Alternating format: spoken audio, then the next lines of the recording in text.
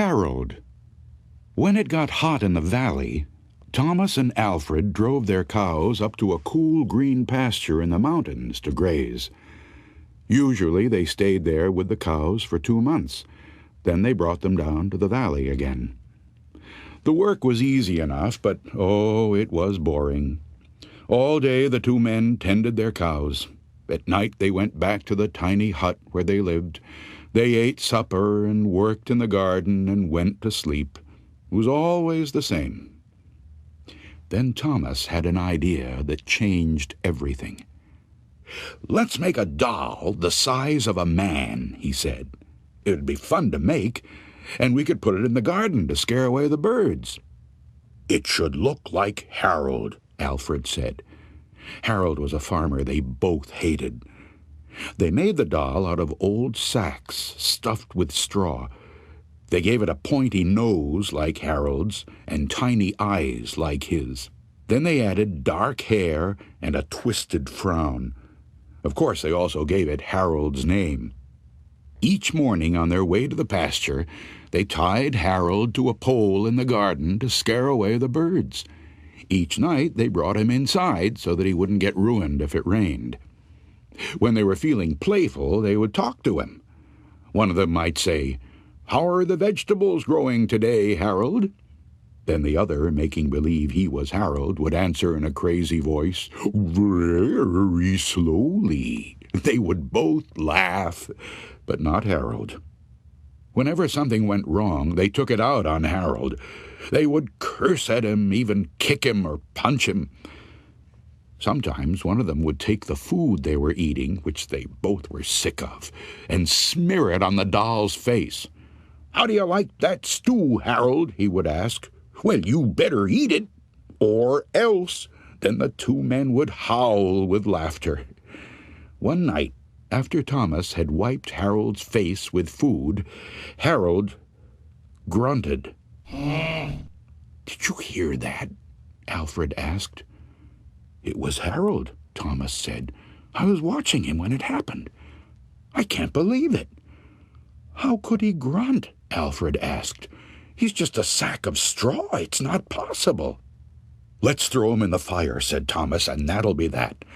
"Let's not do anything stupid," said Alfred. "We don't know what's going on. When we move the cows down, we'll leave him behind. For now, let's just keep an eye on him."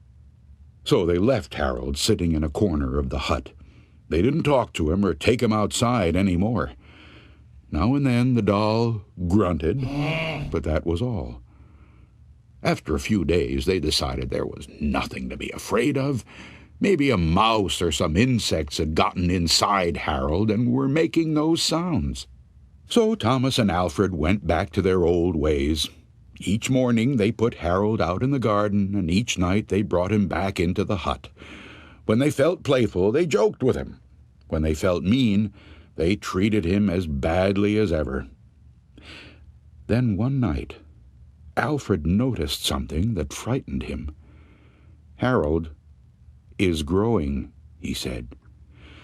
"I was thinking the same thing," Thomas said. "Maybe it's just our imagination," Alfred replied. "We've been up here on this mountain too long."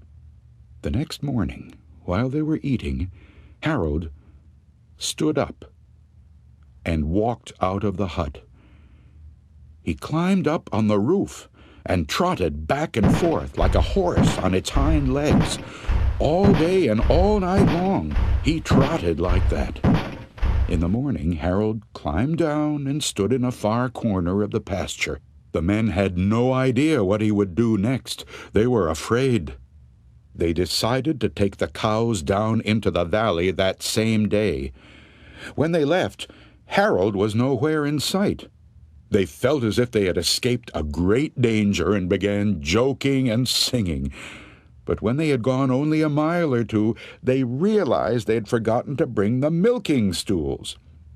Neither one wanted to go back for them, but the stools would cost a lot to replace. "There really is nothing to be afraid of," they told one another.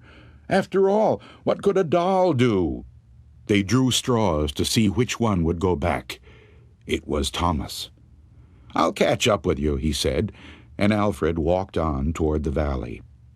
When Alfred came to a rise in the path, he looked back for Thomas. He did not see him anywhere, but he did see Harold. The doll was on the roof of the hut again. As Alfred watched, Harold kneeled and stretched out a bloody skin to dry in the sun.